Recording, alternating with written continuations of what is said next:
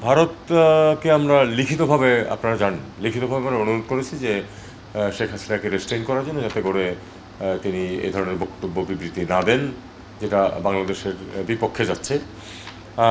আমরা এটা কোনো জবাব পাইনি এখনও। আমরা আজকে আবার তার গত কয়েকদিনের কার্যকলাপের কারণে আমরা আরেকবার তাদেরকে প্রোটেস্ট নোট দিয়েছি এবং অ্যাক্টিং হাইকমিশনার এই মুহূর্তে নেই, অ্যাক্টিং হাইকমিশনারকে ডেকে তার হাতে প্রোটেস্ট নোট দেওয়া হয়েছে এবং আমরা আবার অনুরোধ করেছি যেন তাকে রেস্ট্রেইন করা হয়, কারণ তার যেসব বক্তব্য প্রধানত মিথ্যা উনি উল্লেখ করছেন, সেটা এক ধরনের ইনস্টেবিলিটিতে প্রভোগ করছে বাংলাদেশে।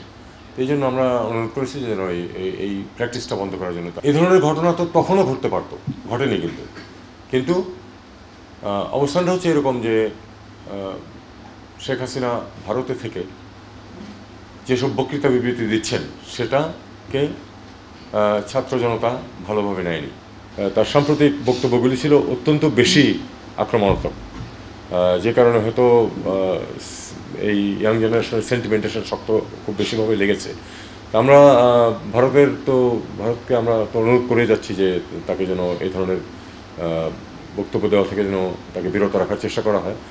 আমরা দেখব যে কি ঘটে এবং কতটুকু তারা পদক্ষেপ নেয়, সেই অনুযায়ী আমাদেরকে পরবর্তী পদক্ষেপ নিতে হবে। তবে তারা আমাদেরকে যা জানিয়েছে তা হলো যে তাকে কোনো প্ল্যাটফর্ম দিচ্ছে না, কিন্তু উনি তার ফোন ব্যবহার করে কিছু করছেন এবং যে প্ল্যাটফর্মগুলি ব্যবহার করছেন সেগুলি তো হলো আন্তর্জাতিক, আমেরিকা ভিত্তিক ইত্যাদি ইত্যাদি।